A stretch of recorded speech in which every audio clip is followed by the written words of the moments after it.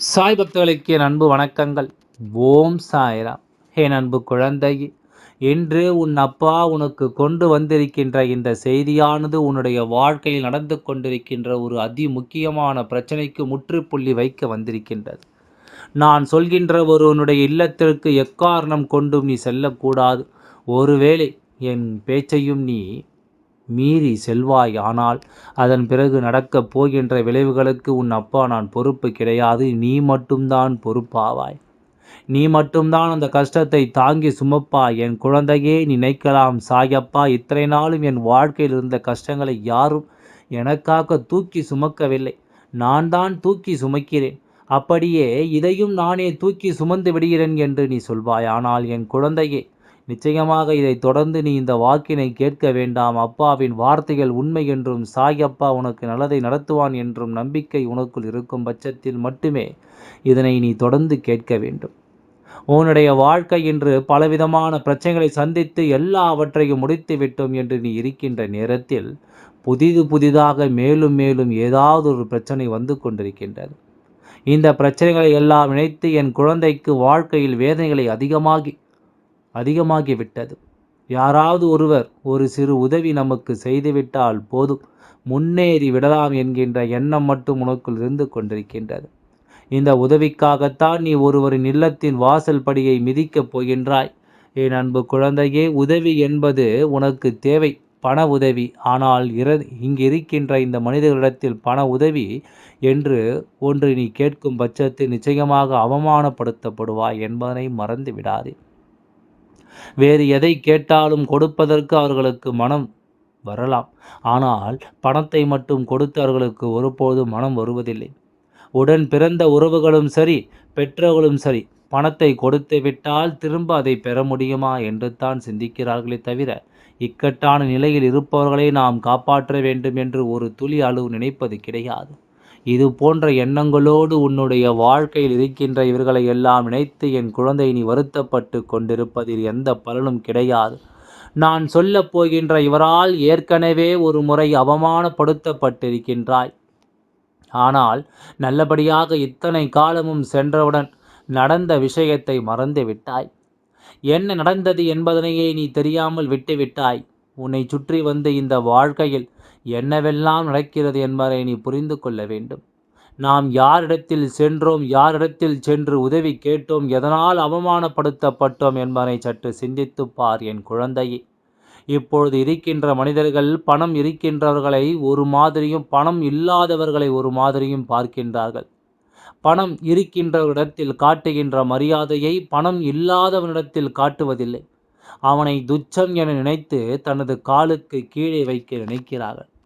தனக்கு அடிமை என்று அவர்களை பற்றி யோசிக்கின்றார்கள். இப்படியெல்லாம் கூட சிந்திக்கின்ற மனநிலைக்கு இன்றைய மனிதர்கள் வந்துவிட்டார்கள் என்பதுதான் உண்மை.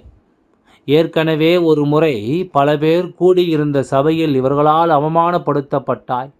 இவர்கள் சொன்ன வார்த்தைகளும் இவர்கள் கேட்ட கேள்விகளும் உனக்குள் கண்ணீரை வரவழைத்தது. வேண்டுமென்றே இவர்கள் செய்த விஷயத்தினால் அன்று உனக்கு துரோகம், அன்று உனக்கு ரோஷம் அதிகமாக வந்தது. இனிமேல் இந்த இடத்தில் நாம் நிற்கக்கூடாது, இனி ஒருபோதும் இவர்களை தேடி வரக்கூடாது, எப்பேற்பட்ட சூழ்நிலையிலும் இவர்களிடத்திலிருந்து நமக்கு இந்த வாழ்க்கை கொடுக்கின்ற விஷயங்கள் தேவை கிடையாது என்பதை என் குழந்தை நீ நிச்சயமாக புரிந்து கொண்டிருப்பாய். ஆபத்து காலத்தில் உதவி செய்யாதவன் ஆபத்தில் தனித்து நிற்கும் பொழுது என்னவென்று நம்மிடத்தில் கேட்காதவன் இந்த வாழ்க்கை நமக்கு எதையுமே செய்து கொடுக்க மாட்டான் என்பதை புரிந்து கொண்டு, இந்த வாழ்க்கை உனக்கு என்ன கொடுக்கிறது, ஏது கொடுக்கிறது என்பதை தெரிந்து கொண்டு, அடுத்த முயற்சியையும் அடுத்த கட்டத்தை நோக்கிய பயணத்தையும் நீ சரியாக செய்து கொண்டே இருக்க வேண்டும். வருகின்ற நாட்கள் உனக்கு இந்த வாழ்க்கையில் என்ன நடக்கிறது, ஏது நடக்கிறது என்பதை வலியுறுத்த வேண்டும் அல்லவா? இந்த ஏமாற்றத்தினால் உன் வாழ்க்கையில் நீ பட்ட துன்பங்களுக்கு எல்லாம் அவர்களுக்கு சரியான தீர்வினை கொடுக்க வேண்டும். என் அன்பு குழந்தையே, ஒவ்வொரு நாளும் சில விஷயங்கள் உன்னுடைய மனதை போட்டு வருத்தும் பொழுது நீ யோசிப்பாய், எதற்காக தெய்வம் நம்மை படைத்தது? என்னை போன்ற ஒரு ஜென்மத்தை படைக்காமலேயே இருந்திருக்கலாமே, இத்தனை கஷ்டத்தில் இருக்கவா என்னை படைத்தார்கள் என்று சொல்லி என் குழந்தை நீ புலம்புகிறாய் அல்லவா? இந்த கஷ்டம் உனக்கு மட்டும்தான் என்பது கிடையாது. இந்த கஷ்டம் உன் வாழ்க்கை நிரந்தரமும் கிடையாது. இதுவெல்லாம் எப்படி சமாளித்து நீ அடுத்தடுத்து செல்கிறாய் என்பது மட்டும்தான் இந்த வாழ்க்கையினுடைய உண்மையான அர்த்தமாக இருக்கின்றது. அது மட்டும்தான் இந்த வாழ்க்கை நீ தெரிந்து கொள்ளக்கூடிய விஷயமாக இருக்கின்றது. அதனால் இதையெல்லாம் உணர்ந்து கொண்டு உன்னை சுற்றி நடக்கின்ற விஷயங்களை எல்லாம் என்னவென்று தெரிந்து கொண்டு எப்பொழுதுமே நம்மை தேடி வருகின்ற உண்மைகளை நீ தெளிவாக புரிந்து கொள்ள தொடங்கு. வாழ்க்கையில் எதுவுமே இல்லை என்றால் சுவாரஸ்யம் எங்கே இருக்கின்றது? ஒவ்வொரு பிரச்சனைகளாக நடக்கும் பொழுதுதான் இந்த வாழ்க்கை உனக்கான சுவாரஸ்யத்தை உன் கண்முன்னால் காண்பித்து கொடுக்கும் என்பதை மறந்து விடாதே. அப்படி இந்த வாழ்க்கை நீ அடைந்து வந்துவிட்ட ஒவ்வொரு சந்தோஷத்திற்கு பின்னாலும் ஒரு கஷ்டத்தின் உச்சம் இருக்கும் என்பதை நீ தெரிந்து கொள். இத்தனை காலமும் இந்த வாழ்க்கை நமக்கு கைவிட்டு விட்டதே என்று நினைத்த விஷயங்கள் எல்லாமும் என் குழந்தை உன் கைகூடி வரவேண்டும் என்று இந்த அப்பா ஆசைப்படுகின்றேன். இந்த மனிதரிடத்தில் ஒருபொழுதும் உதவி கேட்காதே என்று அப்பா உன்னை கெஞ்சி கேட்கின்றேன். என் அன்பு குழந்தையே, நீ படுகின்ற துன்பத்தை என்னால் பார்க்க முடியாது. நீ படுகின்ற கஷ்டத்தை ஒருபொழுதும் இந்த சாய் அப்பாவால் ஏற்றுக்கொள்ள முடியாது. அப்பா நினைத்தது போல நீ நினைத்து கூட பார்த்திட முடியாத அளவிற்கு உச்சத்தை தொட வேண்டும். உன்னால் நடத்த முடியும் என்று நினைக்கின்ற விஷயங்களை எல்லாம் சர்வ நிச்சயமாக நீ நடத்தி கொடுக்க வேண்டும். எப்பொழுதும் போல இந்த வாழ்க்கை நீ நினைத்த மாற்றத்தை தரும்பொழுது சாய் அப்பா சொன்ன வார்த்தைகளில் இருக்கின்ற உண்மை என்னவென்று உனக்கு புரியும். என் அன்பு குழந்தையே, ஏற்கனவே ஒரு முறை அவமானப்படுத்தப்பட்ட இடத்திற்கு மீண்டும் செல்ல வேண்டுமா? நீ யோசித்து பார்த்தாயா? இவர்கள் இல்லாமல் இதை உன்னால் செய்ய முடியும். அதை நீ முதலில் நம்ப வேண்டும். இந்த விஷயங்களை எல்லாம் சரியாக நம்பாமல் உன் வாழ்க்கையில் நடக்கின்ற இந்த உண்மைகளை எல்லாம் சரியாக புரிந்து கொள்ளாமல் எப்பொழுதுமே உன்னை தேடி வருகின்ற உண்மைகளை நீ என்னவென்று நினைக்கிறாயோ அதை எல்லாம் நினைத்து என் குழந்தை எப்பொழுதுமே நீ மனமகிழ்ச்சியோடு இருந்து கொண்டிருக்க வேண்டும். எத்தனையோ திருத்தங்கள் உனக்கு இந்த வாழ்க்கை கொடுத்திருக்கின்றது. எத்தனையோ மாற்றங்களையும் இந்த வாழ்க்கை கொடுத்திருக்கின்றது. எத்தனையோ கண்ணீரையும் உனக்கு கொடுத்திருக்கின்றது. இப்படி எல்லாமும் மாறி மாறி வந்து கொண்டு தான் இருக்கின்றதே தவிர எந்த ஒரு விஷயமும் அப்படியே நின்று விட்டதாக ஒருபொழுதும் இல்லை. கண்ணீர் மட்டும்தான் என்று நீ சொல்லலாம், ஆனால் அது உண்மை கிடையாது. சந்தோஷம் அவ்வப்பொழுது உன் வாழ்க்கையில் வந்து கொண்டு தான் இருக்கின்றது. அதையும் நீ சரியாக அனுபவித்து கொண்டே தான் இருக்கின்றாய். என் அன்பு குழந்தையே, இந்த நிலையை கடந்து இந்த வாழ்க்கையை உனக்கு தருகின்ற ஒட்டுமொத்த மகிழ்ச்சியையும் என்னவென்று புரிந்து சாயப்பா சொல்கின்ற இவருடைய இல்லத்திற்கு மட்டும் நீ செல்லாதே. அந்த இல்லத்தில் இருக்கின்றவர்கள் யாருமே சரி கிடையாது. உன்னிடத்தில் சிரித்து பேசுகிறார்கள், ஆனால் நீ வெளியே வந்தவுடன் உன்னை பார்த்து தவறான விஷயங்களை எல்லாம் சொல்கின்றார்கள்.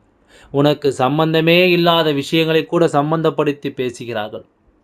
இந்த வாழ்க்கையில் என்னவென்று உனக்கு தெரியாத விஷயங்களை எல்லாம் அவர்கள் நடத்தி உன் முன்னால் காண்பித்து நினைக்கின்றார்கள். உன்னை தவறானவன் என்று மற்றவர்கள் முன்னிலையில் நிரூபிக்க சித்தரிக்க பல முயற்சிகள் நடக்கின்றது. என் அன்பு குழந்தையே, உன்னை தவறு என்று நிரூபிக்க அவர்கள் எடுக்கின்ற இந்த முயற்சி வெற்றி பெறக்கூடாது. நிச்சயமாக தோல்வி பெற வேண்டும். ஏற்கனவே ஒரு இடத்தில், அதுவும் உனக்கு மிகவும் நெருக்கமான ஒரு இடத்தில் உதவி என்று கேட்டு அசிங்கப்படுத்தப்பட்டாய் அல்லவா? அது உனக்கு மறந்து விட்டதா? இப்பொழுது மீண்டும் அந்த விஷயத்தை நீ செய்ய துணிவது எந்த வகையில் நியாயமாகும் என்பதை நீ புரிந்து கொள்ள வேண்டும். அப்படியானால் இந்த வாழ்க்கை என்றும் உன் வசமாக போகிறது என்ற அர்த்தம். இத்தனை காலமும் இந்த அப்பாவின் ஆசிகளோடு என் குழந்தை பெற்றுவிட்ட ஒவ்வொரு நன்மைகளும் இதுவரையிலும் உனக்கு போதும் போதும் என்கின்ற அளவில் இருக்கத்தான் செய்கின்றது. இந்த தீய எண்ணங்கள் கொண்ட மனிதர்கள் உன்னுடைய வாழ்க்கையில் செய்கின்ற விஷயங்கள் எல்லாமே இத்தனை காலமும் உனக்கு சாதகமாகத்தான் இருந்திருக்கிறது. ஆனால் ஒரு சில துன்பங்களும் துயரங்களும் ஒரு சில வேதனைகளும் எப்பொழுதுமே உன்னை இந்த வாழ்க்கையின் துன்பத்திற்கு தள்ளி கொண்டால் மட்டும் இருக்கின்றது.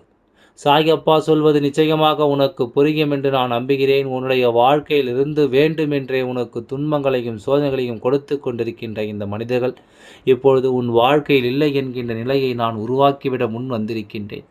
எனக்கு நீ ஒத்துழைப்பு கொடுத்தால் இவர்களை தேடி செல்லாமல் எத்தனை இக்கட்டான நிலையிலும் இவர்களின் உதவியை பெற வேண்டும் என்று நினைக்காமல் நீ தனித்து இருப்பாய். ஆனால் நிச்சயமாக என்றும் இந்த வாழ்க்கை உன் வசமாக மாறும் என்று தான் இந்த அப்பா நான் வாழ்க்கையில் உனக்கு கிடைத்திருக்கின்ற பேரதிர்ஷ்ட நாளாக மாறிவிடும். எல்லாவற்றையும் மறக்க முடியாது. செய்த துரோகங்களை ஒருபொழுதும் நம்மால் நினைக்காமல் இருக்க முடியாது. ஆனாலும் என் குழந்தை அவமானப்படுத்தப்படுவார்கள் என்று தெரிந்த பிறகும் அந்த இடத்திற்கு நீ செல்லாதே. உன்னுடைய இல்லத்திற்கு மிகவும் அருகில் இருக்கின்ற ஒருவர் பல வசதி படைத்தவர். எல்லோரும் அவரிடத்தில் உதவியை கேட்க செல்வார்கள். ஆனால் பேச்சில் அதிக திமிர் செய்யும் தெரியும். அது மட்டுமல்ல, அவர் மட்டுமல்ல, அவர் வாழ்க்கை துணையும் அப்படிப்பட்ட ஒரு துணைதான். அடுத்தவர்களின் மனது நோக்கமே என்று நோகுமே என்று சிந்திக்காமல் இப்படி நம்மிடத்தில் உதவிக்கு வந்தவர்களை நாம் காயப்படுத்துகிறோம் என்றெல்லாம் அவர்கள் ஒருபோதும் சிந்திப்பது கிடையாது.